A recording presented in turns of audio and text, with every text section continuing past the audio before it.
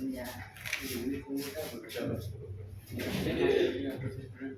देखो तो मेरा स्क्रीन पे आ रहा है। चलिए लास्ट टॉपिक क्या था? दोनों गर्मी लगता है ना, बंद ही रखते हो। अच्छा था सर। जैसे तुम्हारी चैप्टर है द आर्टिस्ट, है ना? पैराग्राफ स्टार्ट कर रहे हैं 19। अब पैराग्राफ कंप्लीट कर लेते हैं, फिर लास्ट में क्वेश्चन आंसर करते हैं, ठीक है? अभी तक का कहानी का स्टोरी क्या है, क्या पढ़ा है बोले? एक सेबी नाम का लड़का है ना, जो अपने ही दुनिया में खोया रहता है, लोग इकट्ठा करता है और उसके ऊपर में काम करता रहता है, ठीक है? अब पिछला स्टोरी में क्या होता, उनके अपने फादर से थोड़ी मतभेद हो गई, बकझक हो गया, तो यही पढ़े थे ना। अब हम चलते हैं इससे आगे स्टोरी में, इससे आगे paragraph number 90। One day when he was walking along an unfamiliar back street, he came upon an old woman with a fruit stall. अब एक दिन क्या होता है, पापा से तो उसकी झगड़ा हो गई। अनफैमिलियर बैक स्ट्रीट का मतलब है जिसको पहले नहीं जानता था, करेक्ट? और उसकी आदत क्या थी, सेवी की? सेवी का आदत था जो हर जगह घूमता रहता था, कहाँ कहाँ पे गार्ड्स यानी कि लोग मिल रहा है, उस खोजने में लगा रहता है। इसी खोजने के दरमियान में क्या होता है, वो एक स्ट्रीट पे जाता है जिसको वो नहीं जान रहा है, और वहाँ पे एक बूढ़ी महिला है, ओल्ड लेडीज है, जो फ्रूट स्टॉल का मतलब होता है ये फल का जो दुकान होता है, ठेला, वो लगा करके बैठे। She was selling dried persimmons. ये जो पेरिसिमन्स फल है ये जापानीज फल है। हमारे इंडिया में अगर पाया जाता है तो कुल्लू, मनाली, हिमाचल में पाया जाता है। एंड ऑरेंज, एक तरह का सेब है, ये सेब और ऑरेंज का ठेला लगाए हुए थी, बेच रहे थे। On the shutters of the house behind the stall, she had hung a large cluster of gourds. जहाँ ठेला लगाई हुई थी उसके पीछे जो शटर था, ठीक है, वहाँ पे एक लाइन से जो है एकदम लौकी ही लौकी लगाए हुई प्रदर्शनी।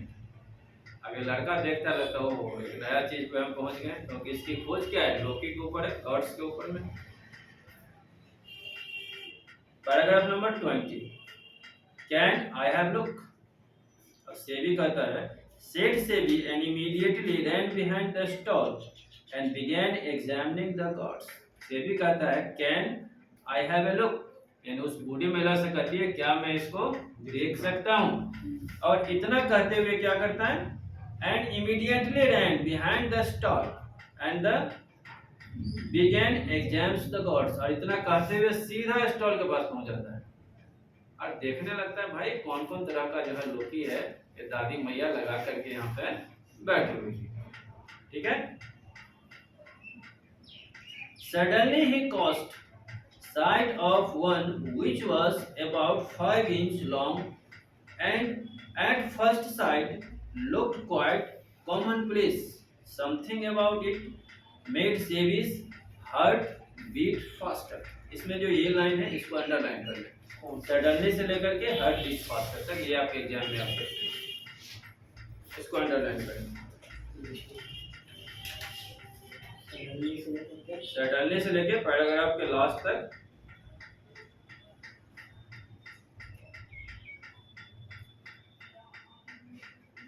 ये आपके एग्जाम में आ सकते हैं। Suddenly he caught sight one of which was about 5 inch long. अचानक ही उसने ऐसा लौकी देखा जो सिर्फ 5 इंची का था। उसको लग रहा है 5 इंची का लौकी कहाँ से आ गया। सडनली का मतलब अचानक, अचानक ही उसने ऐसा लौकी देखा जो सिर्फ 5 इंची का था। First sight looked quite common place, पहली बार उसने ऐसे कॉमन प्लेस पे इतना छोटा लौकी देखा था। Something about it made Sevi's heart beat faster, और फिर सेवी का दिल जो है धीरे धीरे जोर जोर से धड़कने लगता है जब उतना छोटी उसने लौकी देखा तो। पहले जो लौकी लेके आता था तो डिफरेंट था, सिमेट्रिकल था, थोड़ा नॉर्मल था, ऐसा ऐसा था। अब उसने ऐसा लौकी देखा जो सिर्फ 5 इंची का था। और ये देख करके सेबी का मन धीरे धीरे दिल धड़कने लगता है जो क्या हो गया। How much is this one, he asked, painting out of the words. Painting out of the words का मतलब है जैसे हम किसी को पूछते हैं एकदम हाफते हुए नहीं पूछते, हकलाते हुए। अगर मान लीजिए किसी से कुछ पूछ रहे हैं एकदम हाफने लगते हैं, हकलाते रहते हैं, और उस टाइम जब किसी से कुछ पूछते हैं तो उसको कहते हैं painting out of the words. ठीक है, लाइन हमारा painting out of the words, यानी से भी हकलाते हुए हाफते हुए उससे पूछता है how much is this one, इसकी कीमत कितनी है। यानी वो 5 इंची का जो लौकी है उस लौकी का कीमत कितना है, ये सेबी उस बूढ़ी महिला से बिल्कुल हाफते हुए पूछता है। Paragraph number 21, how much is this one, he asked, painting out the words. तो पूछता है कितने रुपये का है, एकदम हाफने लगता है। ठीक है, paragraph number 22, Well said the old woman, since you are just a lad, I will let you have it for 10 cents. Sen का मतलब होता है जापान का रुपया पैसा। ठीक है, सेन का मतलब क्या होता है, जैसे हमारे यहाँ रुपया होता है ना, मुद्रा का नाम रुपया है, तो जापान में जो मुद्रा है उसका नाम है सेन। अब ओल्ड लेडी कहती है अच्छा, since you are just a lad, lad का मतलब क्या होता है, अभी तो बच्चा है ना, अच्छा अभी तो बच्चा है भाई, इसीलिए I will let you have it for 10 cent. अभी तो बच्चा है तो चलो मैं तुम्हें 10 रुपये में से दे दूँ। पैराग्राफ नंबर 22 में लैड का मतलब होता है छोकरा या बच्चा, कहती अभी तो बच्चा है इसीलिए तुम्हें मैं 10 रुपया में दे दूँ। ठीक है, paragraph number 23, in that case said Sebi urgently, please hold it for me on you, I will be right back with the money. ऐसे सिचुएशन में सेबी उससे फटाक से बोल पड़ता है। सेबी सेड अर्जेंटली का मतलब तुरंत बोल पड़ता है, please hold it for me, मेरे लिए रखना, ऑन यू बेचना नहीं, I will be right back, मैं तुरंत घर गया और पैसे लेके आया। सेबी उस बूढ़ी माता से कहती है इसको बेचना नहीं है, मेरे लिए रखिए, मैं तुरंत घर जाता हूँ और जस्ट पैसे लेके आता हूँ।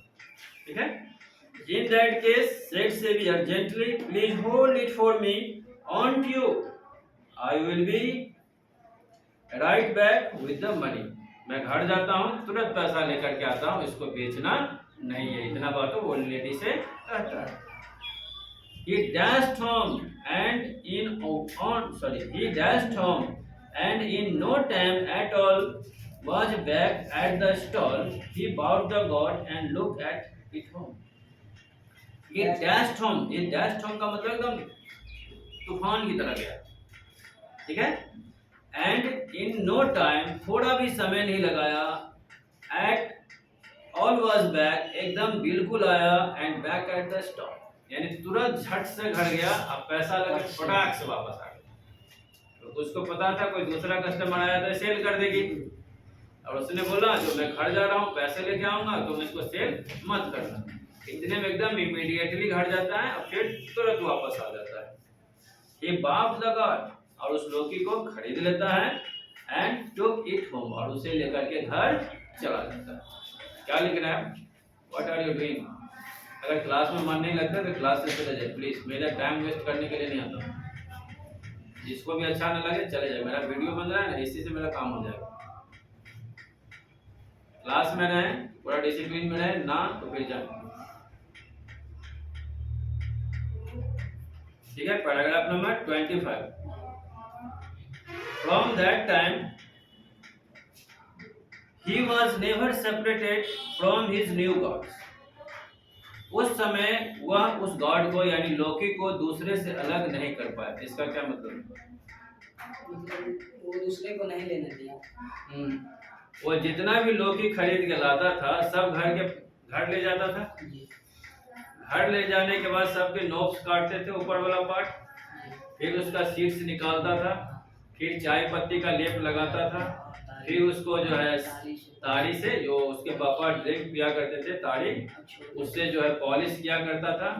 फिर उसको क्या करता था, उसके बीच में धागा लगाता था, धूप में रखता था, है ना, और इसके बाद टीन में बंद करके वो चूल्हे के पास रख देता था। ये सारा काम इस 5 इंची वाले लौकी के साथ वो नहीं करता, ठीक है। ये जितनी भी प्रोसेस वो करता था, ये 5 इंची लौकी के पास साथ नहीं कर पाया।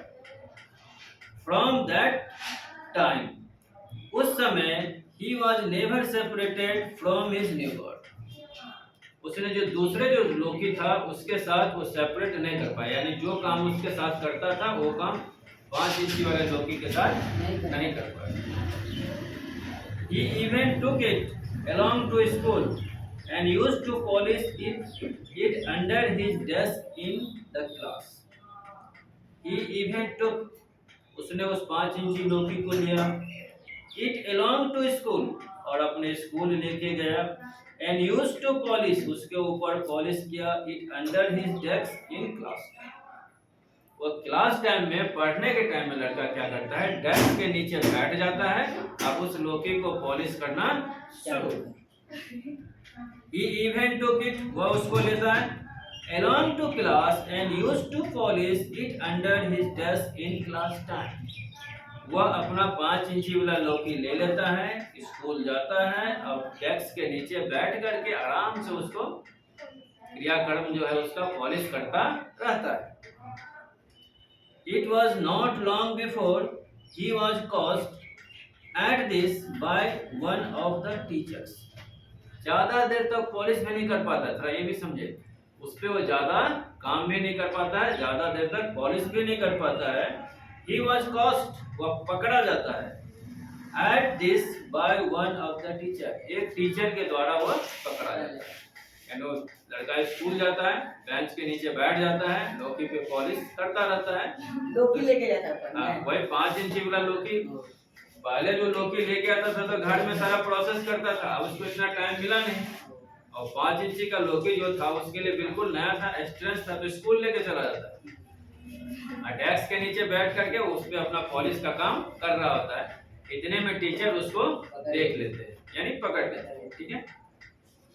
Who was a particularly incensed, अभी आगे लिखाएंगे सब, ठीक कर देते हैं। He was a particularly incensed because it happened to take place is an ethics class.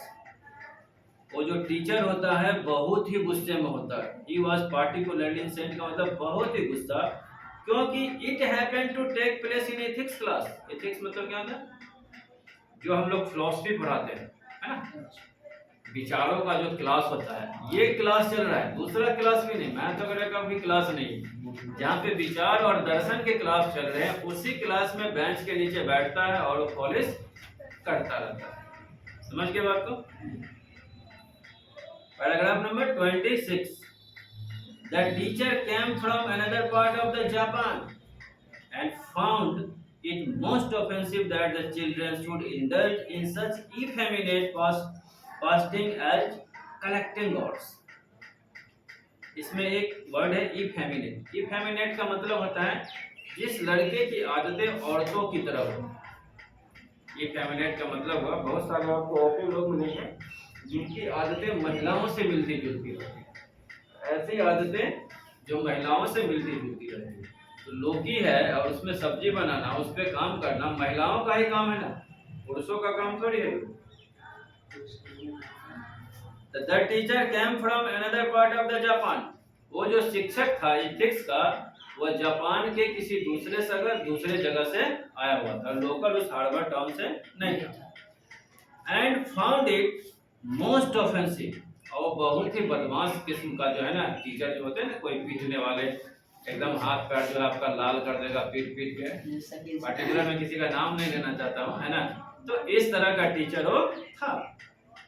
That children should indulge, indulge का मतलब होता है लिप्त होना, है ना, यह बच्चा लिप्त था in such effeminate fasting as collecting gods। कैसे लिप्त था, जैसे कोई महिलाएं लौकी वगैरह सब्जी के काम में लिप्त होती है, उसी तरह से बच्चा उसमें लिप्त था। टीचर देखा बिल्कुल ही आग हो गया सुन करके। He never minded having his students sing नानी वासुदी बलाड्स। ये जापान का राष्ट्रीय सॉन्ग है, ठीक है। इसका नाम है नानी वासुदी बलाड्स।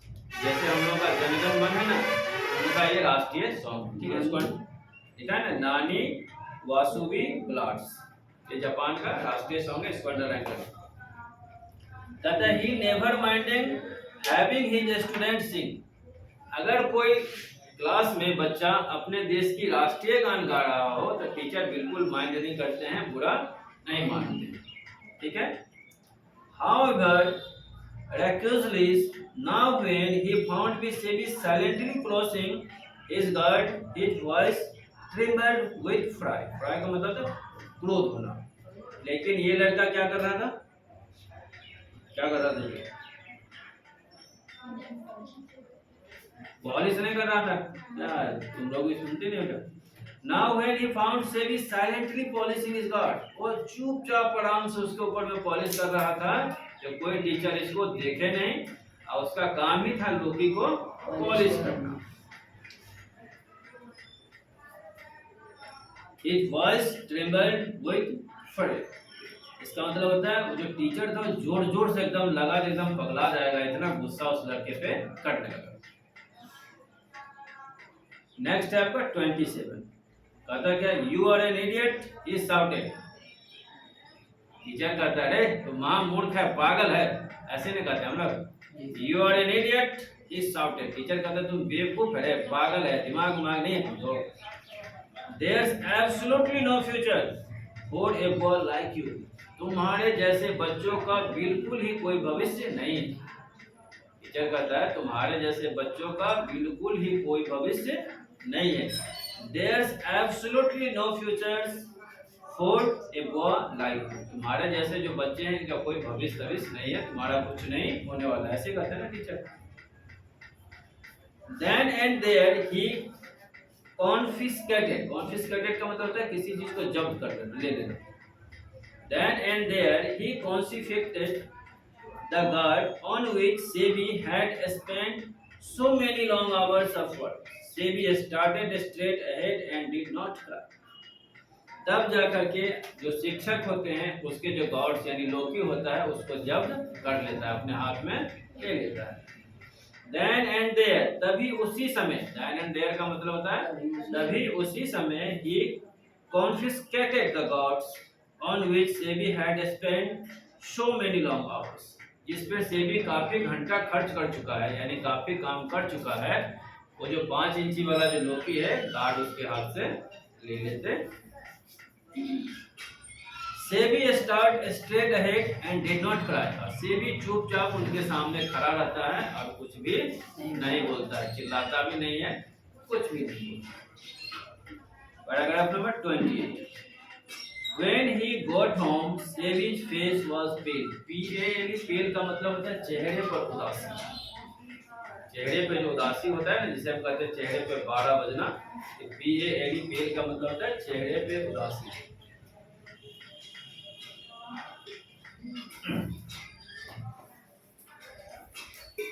When he got home, Sebi's face was pale.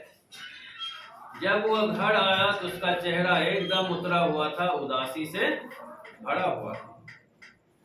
Without a word, बिना कुछ बोले हुए, he put his feet on the warmer and sat looking blankly at the wall. बिना कुछ बोले हुए उसके घर में जो चारकोल था वहां पे पैर को गर्म करने लगता है,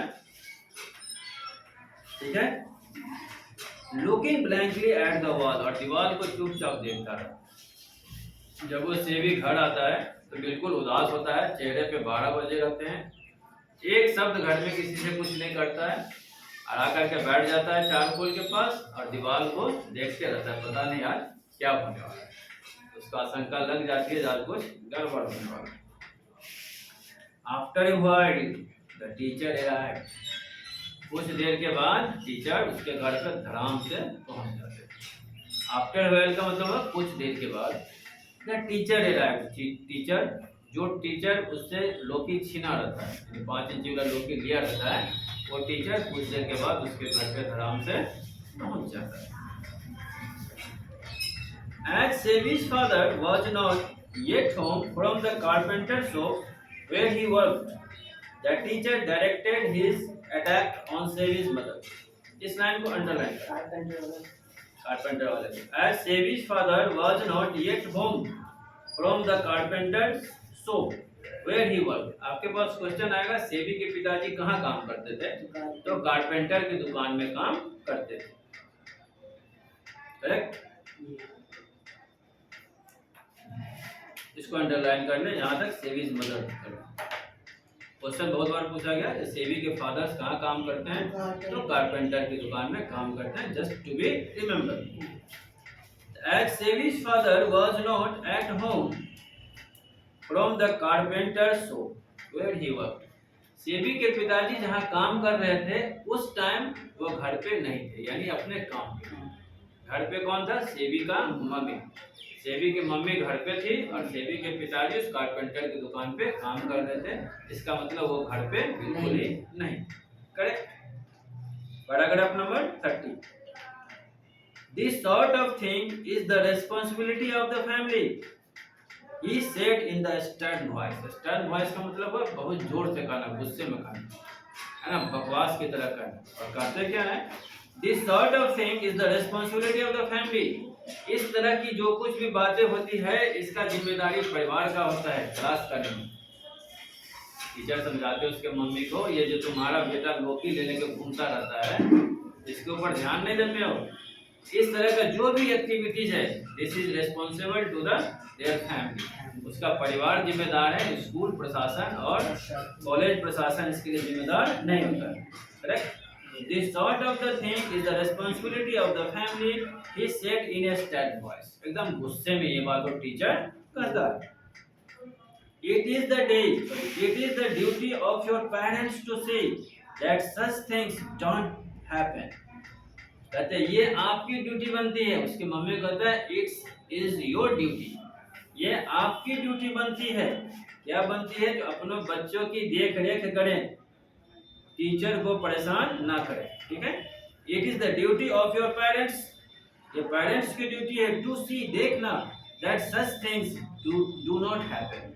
यानी बच्चे अगर इस तरह की क्रियाकलाप करते हैं, कोई भी काम करते हैं, मोबाइल का रफ यूज करते हैं, पूरे दिन मोबाइल पे लगे रहते हैं, इधर उधर बातें करते रहते हैं, just duty to parents to check it. उसके माँ बाप को देखना चाहिए, सोचना चाहिए जो बच्चे मोबाइल का इतना फालतू इस्तेमाल क्यों कर रहे हैं। कोई भी बच्चा, मैं आपको ये बताऊं, जो मान लीजिए 1 घंटा 2 घंटा कहीं ट्यूशन पढ़ता है, सुबह को जाता है, दोपहर में आता है, except then girls and boys would ask questions by their parents. उसके पेरेंट्स के द्वारा प्रश्न पूछना चाहिए, इतना लेट कहाँ हो जाता है, कहाँ रहते हैं आप। तो ये सब देखना किसका काम है, गार्जियन का काम है। और यही बात सेवी के टीचर सेवी की माँ को समझा रहे हैं। It is the duty of your parents to see that such things do not happen. ये काम उसका देखना है, पेरेंट्स का, इस तरह की बातें ना। In an agony of embarrassment, Sevi's mother muttered some apology. अब इस गुस्सा क्रोध में वो करेगी क्या, उसकी माँ जो है उसे क्षमा प्रार्थना करने लगते हैं, गुरुजी छोड़ दीजिए, बच्चा है, माफ कर दीजिए। In an agony of embarrassment, ये जो क्रोध गुस्सा, Sevi's mother muttered some apologies. मटर का मतलब होता है बुदबुदाना, नहीं, धीरे धीरे कहते हो गुरुजी छोड़ दीजिए, बच्चा है, जिंदगी खराब हो जाएगा, फलना चलना है वगैरह। क्योंकि जापान की एक बहुत बड़ी समस्या है, जानते हैं क्या, जापान में जिस बच्चों को स्कूल से रिस्ट्रिकेट किया जाता है, एज वेल एज उसको घर से भी रिस्ट्रिकेट किया जाता है। अगर आपको स्कूल ने बाहर निकाल दिया तो वहाँ की पुलिस प्रशासन आपको आपके घर में भी नहीं रहने देगा, आपको घर से भी बाहर निकाला जाएगा। और यही कारण है जो जापान की शिक्षा व्यवस्था इतना अच्छा है, अगर दुनिया में 100 इंजीनियर डॉक्टर पैदा लेता है, साइंटिस्ट पैदा लेता है, तो 60 से 70 वो जापानीज ही होता है। इसका कारण है उसका हार्ड एडमिनिस्ट्रेशन सिस्टम और एजुकेशन सिस्टम। स्कूल कॉलेज में अगर आप कोई भी गलत काम करते हुए पाए गए तो स्कूल कॉलेज से तो निकाले ही जाएंगे, साथ में साथ आप घर से भी निकाले जाएंगे। अगर आपके पेरेंट्स आपको घर में रखते हैं, तो पेरेंट्स के ऊपर लीगल एक्शन हो जाता है। पेरेंट्स के ऊपर लीगल एक्शन हो गया, पेरेंट्स को भी जेल होने का पूरा ही चांसेस है। आप समझ सकते हैं इतना स्ट्रिक्ट है जापान। तो उसकी माँ क्या करेगी, क्षमा प्रार्थना न करेगी, गुरुजी छोड़ दीजिए इसको। मीनवाइल का मतलब होता है इसी बीच में। मीनवाइल मीन्स इसी बीच में सेविज was trying to make himself as inconscious as possible in the corner. Terrified, he glanced up at this vindictive teacher and at all the wall directly behind, where a whole row of the fully prepared guards was hanging. What would happen if the teacher caught sight of them? Paragraph number 31. इसी बीच में SEBI was trying to make himself. SEBI कोशिश कर रहा है जहां उसने God's लगा करके रखे हैं टीचर से किसी तरह बच जाए, दिखाए नहीं। अगर टीचर ने देख लिया जब पूरा दीवार पे एक तरफ से लोकी लोकी लगा के रखा है तो पता नहीं आज कौन सा साइक्लोन टीचर ला करके खड़ा कर देगा। The SEBI was trying, SEBI कोशिश कर रहा है to make himself in as the conspicuous, SEBI कोशिश कर रहा है जहां तक संभव हो सके as possible in the corner, अपने कॉर्नर को बचाने, यानी जहां पे उसने रखा था सारा लोकी वगैरह उसको बचाने का कोशिश कर रहा है। टेरिफाइड, टेरिफाइड का मतलब है भयंकर, क्रूर।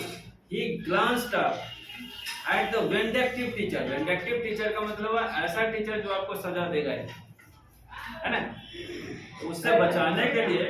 And the wall directly behind it, क्योंकि जहां पे टीचर खड़ा है उसके पीछे में ही सब कहानी है, सारा लोकी का सीन लगा हुआ है, correct. Where a whole row of the fully prepared guard was hanging, जहाँ पे पूरा का पूरा उसने लाइन से सब लोकी को क्या कहते हैं टांग टांग के रखा हुआ है और टीचर के पास ही है दूसरे कोने में। अब लोग ये समझ रहा है अगर इसने इस स्थिति में देखा हमारे टीचर में तो पक्का हमको स्कूल से बाहर निकाल ही देगा। What would happen if the teacher caught sight of them? क्या होता अगर टीचर उस सजे हुए लोकी को देखे? एक तो इतना छोटा लोकी पकड़ा, तब तो आग बबूला होकर के रखता है, बता सेवी को पीटेगी क्या करे। अगर पूरा घर में ही देखता है इस तरह का कंडीशन तो आप सोच सकते हैं जो क्या होता टीचर। टीचर करता क्या? Trembling inside, 32 वाला। Trembling inside, he waited for the roast, but the length of the man exhausted his rhetoric and the stamped angry out of the house. Sevis have the sake of relief. SIGSC का मतलब क्या होता है? आहें भरना। SIGSC का भी लिखा है, सारा वर्ड में लिखा है आहें भरना। अब क्या होता है? Trembling inside, he waited for the roast. थोड़ा देर तो टीचर इंतजार करता है एकदम गुस्से में कोई आ जाए, इसके पिताजी आ जाए, भाई बोले इसको। But length of the man adjusted his rhetoric and the stamp angrily out of the house. अब फिर वो टीचर पूरा गुस्से में ताम झाम करते हुए घर से बाहर चला जाता है। थोड़ा देर इंतजार किया, उसके मम्मी को डांटा, सेवी से कुछ बात नहीं कर रहा है ना। अब उसके मम्मी को समझाया ये सब जो कारोबार चल रहा है ना ये सब देखना आपका काम है, हमारा काम नहीं है। और इतना चीज कहते हुए फिर वो गुस्से में घर से बाहर चला जाता है। सेवी had a sigh of relief, और सेवी जो है एकदम शांति की सांसें लेता है। टीचर से तो कम से कम जान हमारी बच गई। चलिए 33 वाला। Sevi's mother was sobbing softly. Sobbing softly का मतलब है धीरे धीरे रोना, कहते हैं ना जो ऐसा रोना जो आवाज किसी को नजर नहीं आए और आंखों से आंसू बहता जाए। ये कितना नालायक बेटा जो है हमारा है, आज फ्री में हमको इतना बातें सुना दिया। सेवीज मदर वाज सोबिंग सॉफ्टली, सेवी की माँ धीरे धीरे रोती रहती है। इन ए querulous voice she began to scold him, and in the midst of this, सेवी की माँ रोती रहती है, बच्चों को डांटती रहती है, अपने जो सेवी है। And she began to scold him, उसको डांट डपट करता है, तुमको स्कूल भेज देते हैं पढ़ने के लिए कि लोकी पॉलिश करने के लिए तुमको स्कूल भेजते हैं, ठीक है, इतना कुछ उसकी माँ कहती रहती है। And in the mist of this, और इसी बीच में Sebi's father return from his shop, और सेबी के पिताजी ड्यूटी से वापस चले आते हैं। यानी अब टीचर चला गया, सेबी की माँ सेबी को थोड़ा सा गुस्सा कर रही है, डांट रही है, बेवकूफ, इस तरह का काम नहीं किया करते हैं। और ये घटनाएं जब चल ही रही थी माँ बेटे के बीच का सीन, इतने में उसके पिताजी जस्ट वापस चले आते हैं काम पर से। ठीक है। As soon as he heard what had happened, जैसे ही वो सुनते हैं जो क्या हुआ है, यानी क्या हुआ है कि मतलब सेबी ने क्या किया, जैसे ही सुनते हैं अपने बेटा का करतूत, जब मेरा जो बेटा सेबी है ये इस तरह का काम करता है, बस लोकी के पीछे, गॉड्स के पीछे घूमता रहता है। ठीक है। He grabbed his son by the collar and gave him the sound beating. बेटे का कॉलर पकड़ता है, जोर से एक थप्पड़ मारता है। ग्रैब्ड का मतलब होता है कॉलर पकड़ना। ठीक है। He grabbed his son by the collar, अपने बेटे का कॉलर पकड़ता है, and him sound beating, sound beating का मतलब है कान के नीचे एक थप्पड़ मारना। इस लाइन को अंडरलाइन करें, ये क्वेश्चन एग्जाम में आता है। He grabbed his son by the collar and gave him a sound beating. ठीक है। यानी बेटे को कॉलर से पकड़ता है, कान के नीचे एक थप्पड़ मारना। ठीक है। You are not good. He bawled at him. Bawled को मतलब होता है बहुत गुस्सा में, बहुत गुस्सा में कहता है You are not good. तुम जो है ना अच्छा बिल्कुल ही नहीं है। I have a good mind to throw you out into the street where you belong. कहते हैं तू नालायक किसी काम का नहीं है, मन तो करता है तुम्हें और कहीं जाकर छोड़ के आऊं। ऐसा ही होता है ना, जब माँ बाप गुस्सा करते हैं, नालायक है, किसी काम का नहीं है, मन तो करता है कहीं और जाकर के तुम्हें छोड़ करके आऊं। I have a good mind to throw you. मेरा तो मन करता है तुमको उठा के ऐसे फेंक दे भाई। Out into the street. Street का मतलब है इस पकड़े और इस जो है ना सड़क पे जाकर के उठा करके तुमको फेंक दे। Where you belong, जिस जगह से तुम कंसर्न न करो, यानी घर से उठाएं और तुमको ले जाकर सड़क पे पटक दे, इतना बेवकूफ है। The gods on the wall caught his attention without a word. अब उसके पिताजी देखते हैं कि दीवार पे जो है इतना सारा लोकी लगाया हुआ है ना, उस पे उसके पिताजी की नजर, फादर की नजर चली जाती है।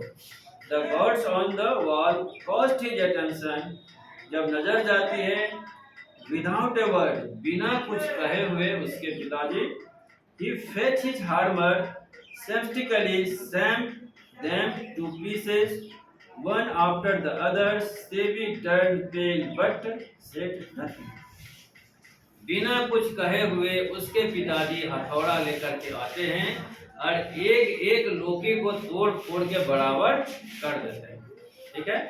सेबी देखता रहता है, दुखी रहता है, लेकिन एक भी शब्द नहीं बोलता। ठीक है। He fetched his hammer, वो हथौड़ा लेकर के आते हैं। Systematically stamped, stamped का मतलब टुकड़े टुकड़े में तोड़ना। Them to pieces, one after the other, एक एक करके एकदम टुकड़ा टुकड़ा करके वो रख देते हैं। यानी जितना भी लोकी था उसमें से एक भी लोकी सही सलामत नहीं बचता। इतना ज्यादा गुस्सा रहता है जो गुस्से का असर सेबी पे नहीं गिर करके उस लोकी पे गिर जाता है। सेबी turned pale but said nothing, वह उदास रहता है लेकिन कुछ भी नहीं बोलता। ठीक है। अब चलते कहानी के 34, बस 5 मिनट का और कहानी बताओ। The next day the teacher gave Sebi's conscripted gods on the old porter who worked in the school. Old porter का मतलब है स्कूल का गार्ड। ठीक है। अगला दिन जो टीचर सेबी का लोकी लिए रहता है, 5 इंची वाला लोकी, वो क्या करता है, वो गार्ड को दे देता है, यानी जो स्कूल के गेट पे गार्ड होते हैं ना उसको पकड़ा देता है। The next day the teacher gave Sebi's confiscated god to an old porter who worked in the school. Here this life, या फिर पैराग्राफ को छोड़ दे, ज़्यादा टाइम हो जाएगा, होगा नहीं कंप्लीट। 33 को टिक कर दे। ठीक है। 33 से आगे सब क्योंकि बहुत टाइम लग जाएगा।